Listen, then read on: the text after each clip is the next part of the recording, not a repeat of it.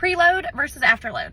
What does all this mean? Let's start with preload. Preload is how much blood is going to fill the ventricle.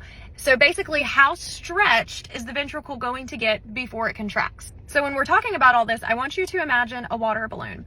And the more water that goes in that water balloon, the more it stretches. And that stretch is the preload. Now, up to a certain point, the more that you stretch the heart, the harder it's going to contract, right? Now, the preload is determined by venous return. So if the patient is dehydrated, that means there's not much fluid coming back into the ventricle. So if there's not much fluid, there's not going to be much stretch, right? Because there's not much filling up.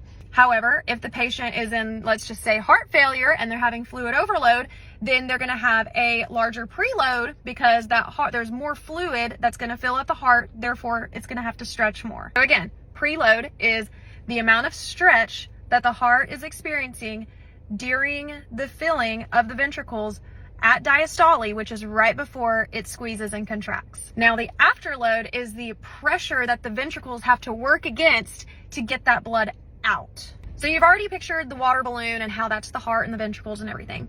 So imagine that balloon being connected to a hose, and that hose is very, very tight, very tight. So when that balloon, aka ventricles, is contracting to push that fluid out through a very small hose, it's going to require a lot of pressure to get it through that little tiny tube. Even like if you blow through a straw that's really skinny, you're going to have to blow really, really hard. So that means you're having a high afterload. So the amount of force that it is going against to push the fluid out, that is the afterload. Okay, so now let's imagine having a hose with a wider diameter on that balloon.